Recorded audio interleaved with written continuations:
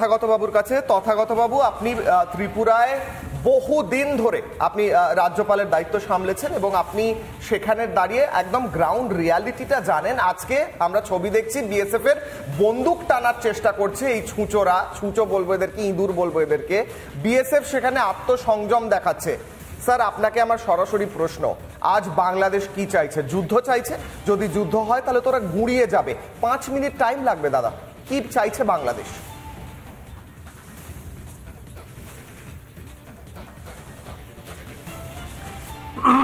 প্রথমে ত্রিপুরার ground reality অর্থাৎ জমির ওপর অবস্থানটা কি বলি।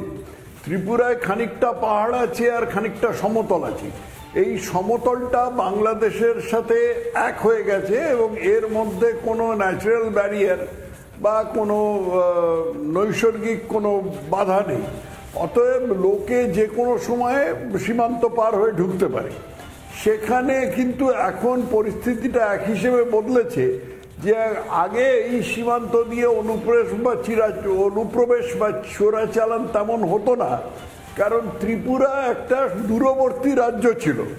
কিন্তু এখন ব্রডগেজ রেল একেবারে ত্রিপুরার শেষ সীমান্ত সাবরুম পর্যন্ত চলে যাওয়ায় ত্রিপুরা বাকি ভারতের সাথে খুব ভালোভাবে সংযুক্ত হয়ে গেছে এবং সেই জন্যই অনুপ্রবেশ এবং চোরাচালানকারী বাংলাদেশিদের নজর পড়েছে ত্রিপুরার দিকে। তারা এই দিক দিয়ে ঢুকবার চেষ্টা করছে। এদিকে বাংলাদেশ তো একটা জনসংখ্যার চাপে ফাটো দেশ, একটা দেশ যার জনসংখ্যা হচ্ছে পৃথিবীর মধ্যে নগর রাষ্ট্রগুলো হংকং সিঙ্গাপুর বাদ দিলে সবচেয়ে বেশি, বা প্রতি বর্গ কিলোমিটারে 1200 প্রায়। তো এই পরিমাণ দেশের এরা তো খেতে দিতে পারে না। সেই জন্য এদেরকে অতিরিক্ত যে জনসংখ্যা যে তাদের ভারতে ঢুকতে চেষ্টা করে, সেখানে যদি কাঁটাতারের বেড়া দেওয়া হয় তাহলে তাদের যেমনি অসুবিধে, অনুপ্রবেশকারী এবং চোরাচালানকারী সকলেরই অসুবিধে। সেই জন্য তারা এগুলো করছে। কিন্তু এগুলো করে তারা বিএসএফ এর বিরুদ্ধে কি করবার চেষ্টা করছে সেটা একটু বোঝা দরকার। সেটা হলো, আমি যতদূর বুঝতে পারি এখানে বুঝে তারা বিএসএফ কে প্ররোচনা দেবার চেষ্টা করছে যে এই প্ররোচনা দিয়ে তারা বোঝাবে যে এই উত্তরে যদি বিএসএফ গুলি চালিয়ে দেয় তাহলে বলবে যে বিশাল রাষ্ট্র ভারত এই ক্ষুদ্র বাংলাদেশের বিরুদ্ধে অত্যাচার করছে বা তাদের আক্রমণ করেছে, কিন্তু বাংলাদেশ এই অত্যাচারের বিরুদ্ধে চুপ করে থাকবে না, লড়াই করবে, ইত্যাদি ইত্যাদি, আল্লাহ আকবর ইত্যাদি একটা সিনারিও খাড়া করবার চেষ্টা করছে বাংলাদেশ। সেখানে আমাদের বিএসএফ অত্যন্ত সংযমের পরিচয় দিয়ে গুলি চালায়নি, কিছু করেনি, শুধু হাতের জোরে এদের ঠেলে দিয়েছে।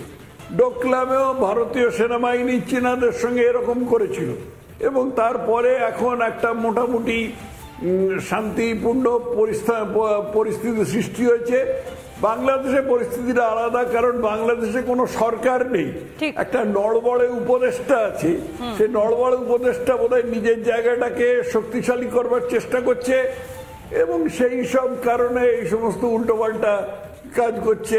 ঘরে বাইরে উভয় দিকেই চাপটা রয়েছে, সারাশি চাপ আছে বলে কি এহেন যুদ্ধের জিগির তোলা হচ্ছে বলে মনে হয় তথাগত বাবু?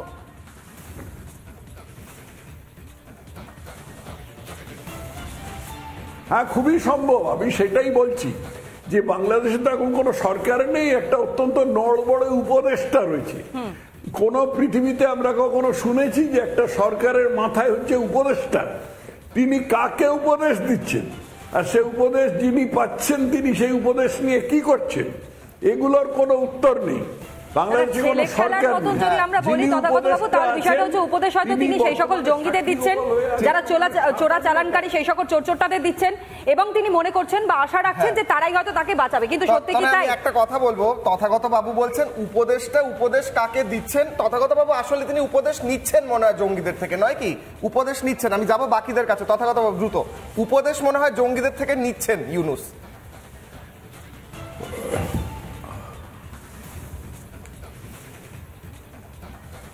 আমি বলবো হ্যাঁ দ্রুত।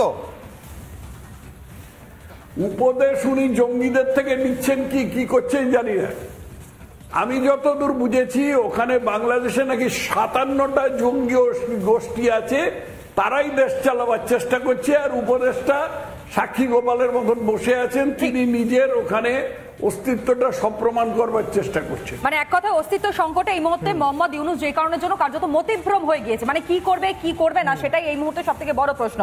আর আমাদের সঙ্গে যারা অতিথিরা রয়েছেন তাদের সঙ্গেও তো কথা বলবো। কর্নেল শ্রীবাস্তব আমাদের সঙ্গে রয়েছেন। একটা বিষয় আপনার থেকে স্পষ্ট করি, যারা হেলে ধরতে পারে না তারা কেউটে ধরার স্বপ্ন কি করে দেখে?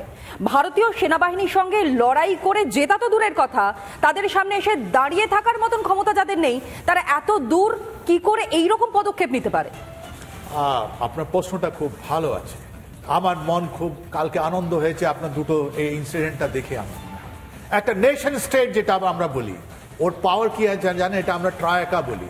উপরে একটা গভর্নমেন্ট পলিসি, একটা সিকিউরিটি ফোর্স, একটা মানুষ যারা ওর মধ্যে আছে, নাগরিক যারা আছে, এই তিনটে ট্রায়াকা নিয়ে একটা নেশন স্টেটে পাওয়ার এক্সপ্রেস হয়। গতকাল কি দেখলাম আমরা দেখলাম মালদায় মানুষ বলছে ভারত মাতা কি জয়, বলছে জয় শ্রীরাম, ওরা বলছে বন্দে মাতরম। আর বাংলাদেশ বর্ডার গার্ড কে বললো দূর হাঁটো দূর হাঁটো। না, বিজেপির সমস্যাটা কোথায়? যদি কাটাতার সেখানে দেওয়া হয়, ফেন্সিং দেওয়া হয়, তাহলে তাদের সমস্যা কোথায়? মানে আমার বাড়ির কোথায় আমি বেড়া দেবো সেটা পর্যন্ত পড়শি দেশ বলে দেবে? অ্যাবসলিউটলি আপনি ঠিক বলছেন, কিন্তু এটা মানুষ, এটা আমাদের ভাবনাটা আপনি বুঝুন, ওটা ইমোশন বুঝুন আপনি। অন্যদিকে বিএসএফ ত্রিপুরায় কি করলো? ওরা ত্রিপুরা বললো আমরা লোকাল ইনসিডেন্টকে আমি ইন্টারন্যাশনাল হতে দেব না, কিন্তু এটা ওয়ার্নিং দিয়ে দিল বাংলাদেশকে। তার মানে আমাদের সিকিউরিটি ফোর্স, আমাদের লোক, ভারতের লোক, ওদের ইমোশনটা মেল আছে। আর আমাদের গভর্নমেন্ট পলিসি শেখ হাসিনাকে না দিয়ে ওরা বললো না না না না আমরা দিচ্ছি না, ও আমাদের শরণাগত আছে, আমি দিচ্ছি না। তাহলে একটা গভর্নমেন্ট, একটা সিকিউরিটি ফোর্স, একটা আমাদের লোক, এইটাই তো নেশন স্টেট, এইটা তো ট্রায়াকা। আর এইটাই দেখাচ্ছে আমাদের পাওয়ার, এইটাই আমাদের পাওয়ার। আমি খুব আনন্দিত কালকে যে একটা ঘটনাটা হয়েছে। এটা নট অনলি বাংলাদেশ, সব স্টেট গুলো, সব রাজ্যগুলো, সব নেশন গুলোকে আমরা মেসেজ দিয়েছি, as a nation we are one. Security force very well trend, ওরা স্যার তো বললেন, ডোকলামের কথা বললেন, গালওয়ানের কথা বললেন, আর গতকাল আপনার ত্রিপুরা কথা আমরা দেখলাম। Restraint of the highest order, training of the highest order. আমরা নিরীহ মানুষের উপর গুলি চালাই না স্যার। এটা কি আমাদের উইকনেস? আমরা গুলি চালাচ্ছি না, বিএসএফ এর হাত থেকে বন্দুক টানছে, এটা কি আমাদের উইকনেস? ওরা কি বোকামি করছে এই মুহূর্তে দাঁড়িয়ে?